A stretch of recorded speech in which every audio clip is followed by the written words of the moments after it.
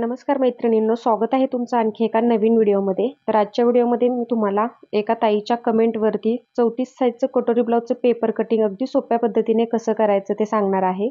तर इथे बघा मी मापे घेतलेली आहेत. पूर्ण उंची आहे 13 इंच, छाती आहे 34 इंच, कमर आहे 30 इंच, पुढचा गळा आहे 5.5 इंच, पाठीमागचा गळा आहे 9 इंच आणि कटोरी पॉईंट तुम्ही तुमच्या ब्लाऊजवरती मोजून घ्यायचा आहे. तर इथे पूर्ण उंचीमध्ये मी 1 इंच प्लस केलेला आहे. पूर्ण उंची 13 इंच आहे आणि त्याच्यात 1 इंच प्लस करून 14 इंचावरती पेपर कट करून घेतला आणि रुंदीला छातीचा चौथा भाग येतो 8.5 इंच आणि प्लस 2 इंच शिलाई मार्जिन घेऊन 10.5 इंचावरती या पद्धतीने मी पेपर कट करून घेतलेला आहे रुंदीला.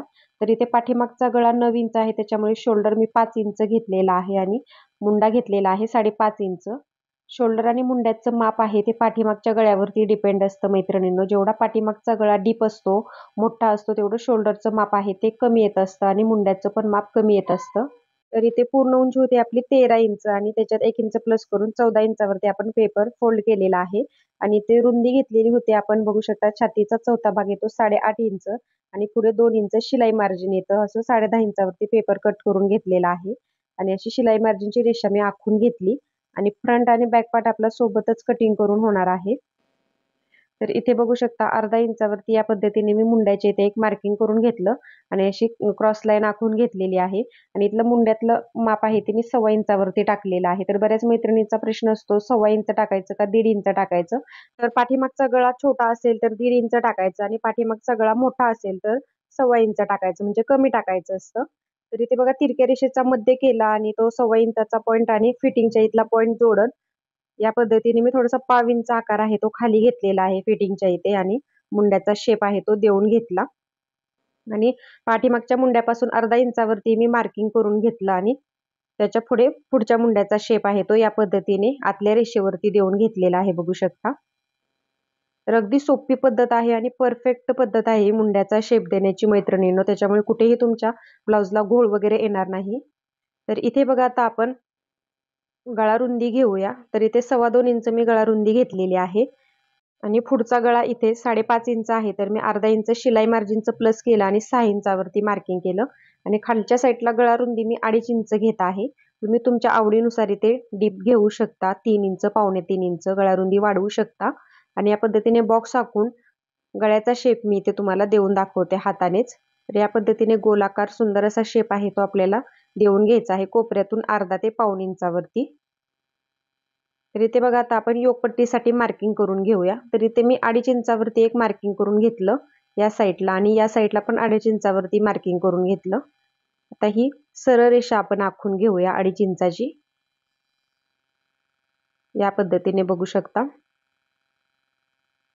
इथे आता आपण 1.5 ते 1 इंचावरती योगपट्टीचा शेप देण्यासाठी मार्किंग करायचं आहे. तर मी 1 इंचावरती मार्किंग करून घेतलं आणि असा योगपट्टीचा सुंदर असा शेप देऊन घेतलेला आहे आणि इथे साईड पार्टच्या इथे बघू शकता अर्धा इंच वरती मी हा गोलाकार शेप देऊन घेतलेला आहे आणि इथे थोडंसं 1.25 इंच खाली घेतलेलं आहे, म्हणजे आपल्या योगपट्टी आहे ती अजिबात छातीवरती चढत नाही. असा गोलाकार जर शेप दिला आपण तर इथे आता कटोरीचं माप टाकायचं आहे. तुमच्या ब्लाऊजवरती जेवढं माप आलेलं आहे ते परफेक्ट असं मोजून घ्यायचं आहे. तर माझ्या ब्लाऊजवरती येत होतं मापाला आलेल्या 4.25 इंच. तर मी इथे हे मार्किंग करून घेतलं. तर इथे पण मी परत एकदा लिहून घेते 4.25 इंच आपण कटोरीचा पॉईंट घेतलेला आहे. तर बऱ्याच मैत्रिणींचं छातीमध्ये हा पॉईंट आहे तो 4.5 इंच, 5.25 इंच या पद्धतीने येऊ शकतो. तर इथे बघा आता ही अंदाजे मी रेषा आहे ती आखून घेतलेली आहे कटोरीचा शेप येण्यासाठी. तर तो कटोरीचा आकार बघा आता किती सुंदर येतो आपला. तर इथे गळ्याच्या साईडला 1.25 इंचावरती मी मार्किंग केलं आणि या साईडला मुंड्यातून 2.5 इंचावरती आपण सर्व साईजसाठीच मार्किंग करत असतो. ते पण मी करून घेतलं. तर आता कटोरीचा आकार आपल्याला किती सोप्या पद्धतीने देता येतो बघू शकता अशी अंदाजे रेषा आखल्यामुळे. तर हा 2.5 इंचाचा पॉईंट 1.25 इंचाचा पॉईंट जोडत आपण सिंपल हा कटोरीचा शेप आहे तो त्या रेषेमध्ये मिक्स करून द्यायचा आहे. तर बघा एकदम प्रॉपर आपला कटोरीचा शेप आलेला आहे आणि कटोरीचा शेप आपला इथे कुठेही वाढीव झालेला नाही. खालच्या साईडला हा आकार देताना कटोरी बऱ्याच वेळा वाढीव होते. तर इथे बघा आपला फ्रंट पार्ट ऑलमोस्ट इथे मार्किंग करून झालेला आहे आणि बॅक पार्ट पण मार्किंग करून झालेला आहे. त्या अगोदर आता आपण बॅक पार्टचा मुंडा आहे तो कट करून घेऊया सोबतच, फ्रंट पार्ट आणि बॅक पार्टचा. आणि इथे आता आपण बॅक पार्ट बाजूला काढून घेऊया. अगोदर इथे गळ्याच्या इथे कट्स मारून घ्यायचे आहेत आपल्याला, म्हणजे पाठीमागच्या साईडला ऑटोमॅटिक आपलं ते मार्किंग होऊन जाईल. आणि फिटिंगच्या इथे पण मी कट्स मारला. बॅक पार्टचा आपण नंतर ड्राफ्टिंग बघूया. ते अगदी सोपं असतं. अगोदर फ्रंट पार्टचं आपण कटिंग कसं करायचं ते बघूया सर्व पार्ट. तर इथे फ्रंट पार्टमध्ये योकपट्टी मी अगोदर कट करून घेतली.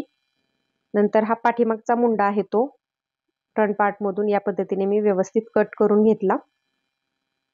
आता गळ्याचा शेप आहे तो सुंदर असा आपण कट करून घेऊया. इथे कटोरीचा शेप बघू शकता किती सुंदर आलेला आहे आपला. बऱ्याच मैत्रिणींना कटोरीचा आकार व्यवस्थित देता येत नाही, त्यांच्यासाठी ही अगदी सिक्रेट आणि सोपी पद्धत आहे. तर साईड पार्टमध्ये आता कुठलाच बदल आपण करत नाही, जसा आहे तसा अस्तरवरती ठेवायचा आणि तो कट करून घ्यायचा असतो. बदल फक्त योकपट्टीमध्ये आणि इथे आपल्याला कटोरी वाढीव कशी काढायची त्याच्यामध्ये असतो. तर योकपट्टीमध्ये इथे बघा अर्धा इंच खालच्या साईडला योकपट्टी आपल्याला वाढवून घ्यायची असते. आणि ज्यांना जास्त शिलाई मार्जिन दाबायची सवय असते त्यांनी 1 इंच घेतलं तरी चालेल. इथे बघू शकता.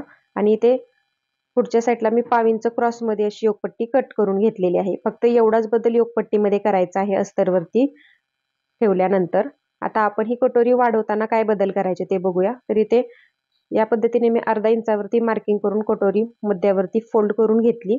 आणि असा कटोरीचा परत एकदा गोलाकार शेप देऊन घेतलेला आहे बघू शकता. कारण की आपण इथे बघू शकता योकपट्टीचा शेप असाच गोलाकार दिलेला होता, त्याच्यामुळे हे एक्स्ट्राचं आपण हे याच्यामधून काढायचं आहे कटोरीमधून. आता कटोरी वाढवायची पद्धत किती सोपी आहे इथे बघा. कटोरी आपण 1.25 इंचाने वाढवणार आहोत ही, त्याच्यामुळे 1.25 इंचाची सरळ रेषा पुढे आपण आखून घ्यायची आहे अगोदर. 1.25 इंचाचं मी मार्किंग केलं आणि 1.25 इंचाची सरळ रेषा आहे ती आता पुढे आपण आखून घेऊया. मैत्रिणींनो, तब्येत ठीक नसल्यामुळे थोडंसं व्हिडिओ टाकण्यासाठी प्रॉब्लेम येत होता. तर आजपासून तुम्हाला डेली तुमच्या आवडीनुसार तुमच्या कमेंटवरती मी तुम्हाला व्हिडिओ शेअर करणार आहे. तर आता बघू शकता ते रेषेच्या पुढे मी कटोरी जशी आहे तशी ठेवून मी ॲज इट इज ती कटोरी मार्किंग करून घेतली. आणि आता इथे बघा 1.25 इंचावरती एक मार्किंग करायचं आहे. 1.25 इंचाने आपण कटोरी वाढवणार आहोत. तर इथे या साईडला पण 1.25 इंच आपलं ऑटोमॅटिक आलेला आहे. तर इथे पाव इंचाने आपण कटोरी वाढवणार आहोत गळ्याच्या साईडने आणि इथे अर्धा इंचाने वाढवणार आहोत. तर इथे मी लिहून घेतलं बघू शकता. आता हे सर्व पॉईंट आपण जोडून घेऊया. तर इथे 4.25 इंच अंतर आलेलं आहे, तर इथे पण तेवढंच आलेलं आहे का बघायचं. मी त्याची रेषा आहे ते आखून घेऊया. तर इथे अर्धा इंचाचा पॉईंट आणि इथला 1.25 इंचाचा पॉईंट सिंपल आपल्याला आता तो जॉईंट करून घ्यायचा आहे बघू शकता. अगदी हलक्या हाताने व्यवस्थित आपला प्रॉपर शेप येतो बघू शकता. तर आता हा पॉईंट आणि इथला पॉईंट मोजायचा आहे, तर तो येत आहे 7.5 इंच. तर तसा स्टेप फोल्ड करायचा आणि तिथे एक मार्किंग करून घ्यायचं. आणि खाली आता आपण 1.5 इंचाचा हा टक्स द्यायचा आहे. याने आपली कटोरी चपटी होत नाही, एकदम परफेक्ट बसते. तर आता हे तिन्ही पॉईंट आपण जोडून घेऊया. आता कटोरी वाढवायची पण ही माझी अगदी सोपी पद्धत आहे आणि एवढ्या आतमध्ये जाऊन तुम्हाला कोणीच सांगणार नाही मैत्रिणीनं. एकदम परफेक्ट आपली कटोरी ही घातल्यानंतर बसते. तर इथे मोजून घ्यायचं आहे दोन्ही साईडला अंतर बरोबर आलेलं आहे की नाही आपलं एकसारखं. तर आता या दोन्ही रेषेचा मध्य करायचा आणि पाव इंचावरती असं मार्किंग करून खालून असा गोलाकार शेप देऊन घ्यायचा. म्हणजे काय होतं, आपली कटोरी आहे ती एकदम प्रॉपर बसते, बिलकुल चपटी होत नाही आणि छातीवरतीही चढत नाही बघू शकता. या पद्धतीने जर शेप दिला तर ही एक आपली अगदी सोपी पद्धत आहे. एवढी सोपी पद्धत तुम्हाला आजपर्यंत कोणीच सांगणार नाही मैत्रिणींनो, एवढ्या डीपमध्ये जाऊन. तर इथे बघा हा कटोरी याचा आपल्याला परफेक्ट असा आकार देऊन झालेला आहे आणि वाढवून पण झालेली आहे अगदी सोप्या पद्धतीने. आणि याच्यात काही समजलं नसेल तुम्हाला कटोरी वाढवण्यामध्ये तर मला कमेंटमध्ये नक्की विचारत चला. तर इथे बघा आता ही कटोरी आपली परफेक्ट अशी वाढवून झालेली आहे. तर आता उभा टक्स आणि आडवा टक्स किती द्यायचा हे प्रॉपर बघूया आपण. तर इथे कटोरी अशी मधोमध फोल्ड करायची. आडवा टक्स तुम्ही 1.25 इंच ते 1.5 इंच देऊ शकता. नंतर तुम्ही चेक करायचं आहे कटोरी आपली बरोबर 4.25 इंच येत आहे की नाही या मापानुसार. आणि नंतर 2.5 इंचावरती मी हा उभा टक्स दिलेला आहे बघू शकता. अशी मध्यावरती फोल्ड करायचा तो टक्स. आणि नंतर आपल्या कटोरीचा पब बघू शकता तुम्ही. टक्स फोल्ड केल्यानंतर एकदम सुंदर आलेला आहे. आणि ते साइड पार्टला पण मी तुम्हाला कटोरी लावून दाखवते. एकदम परफेक्ट आपली कटोरी बसते बघू शकता या पद्धतीने. तर अगदी सोपी पद्धत आहे मैत्रिणींनो कटोरी वाढवायची आणि कटोरी ब्लाउज कटिंगची. तर इथे अर्धा इंच एक्स्ट्रा यायला हवी आपली साइड पार्ट पेक्षा कटोरी. म्हणजे आपली कटोरी घातल्यानंतर परफेक्ट बसते, कुठेही कमी पडत नाही. तर इथे बघा हा गोलाकार शेप आपण जो दिलेला आहे योगपट्टीला, तो याच्यावरती आपण कटोरीवरती जर जॉईंट केला तर एकदम सुंदर हा पफ येतो आणि कटोरी आपली बिलकुल चपटी होत नाही. आणि या साईडला कमरेचं फिटिंग पण सुंदर बसतं योगपट्टी आपली 5 इंच आपण कमी केल्यामुळे. तर या छोट्या छोट्या टिप्स जर तुम्ही कटोरीच्या बाबतीत लक्षात ठेवल्या तर कटोरी ब्लाउज तुमचा अगदी प्रोफेशनल पद्धतीने स्टिच करून तयार होणार आहे मैत्रिणींनो. क्लासमध्ये पण तुम्हाला एवढं कोणी डिटेल्स सांगत बसणार नाही, एवढी सोपी पद्धत मी तुम्हाला प्रत्येक व्हिडिओमध्ये सांगत असते. तर इथे बघा आता बॅक पार्टचं आपण कटिंग करून घेऊया. तर 2.25 इंच आपण गळारुंदी घेतलेली होती आणि खालच्या साईडला मी इथे 3 इंचावरती गळारुंदी घेतलेली आहे. आणि आता हा गोलाकार वस्तूच्या सहाय्याने सिंपल आपण हा शेप आहे तो देऊन घ्यायचा आहे. आणि ते शोल्डरच्या मधोमध एक मार्किंग करायचं आणि खालच्या साईडला एक मार्किंग करायचं टक्ससाठी पाठीमागच्या. म्हणजे बरोबर मधोमध आपला हा टक्स येतो. बऱ्याच मैत्रिणींचा हा टक्स पण चुकतो टक्स देताना, ब्लाऊज शिवताना. तर त्यांच्यासाठी ही सिक्रेट टिप्स आहे. आणि ते शोल्डर शिलाई मार्जिनच्या इथे अर्धा इंचावरती अशी मार्किंग करून क्रॉस लाईन आखून घ्यायची. आणि याने काय होतं आपलं कमरेचं फिटिंग एकदम प्रॉपर बसतं आणि फिटिंग केल्यानंतर तो साईड पार्ट आहे तो आपला शिलाई मार्जिनचा बाहेर येत नाही. त्याच्यामुळे हे आपल्याला अर्धा इंचाचं क्रॉस लाईन आखून घ्यायची असते. तर इथे बघा गळ्याचा आकार मी कट करून घेतला. तर इथे मी तुम्हाला दाखवते. हा टक्स दिल्यानंतर आपला पाठीचा भाग आहे तो एकदम सरळ येतो, कुठेही तिरका होत नाही, एकदम प्रॉपर बसतं फिटिंग. तर मैत्रिणींनो आज मी तुम्हाला 34 साईजचं अगदी सोप्या पद्धतीने कटोरी ब्लाउजचं पेपर कटिंग सांगितलेलं आहे. याच्यामध्ये मी तुम्हाला बाही कटिंग सांगितलेलं नाहीये, कारण प्रत्येक व्हिडिओमध्ये बाहीचं कटिंग सांगत बसलं तर व्हिडिओ खूप मोठा होतो.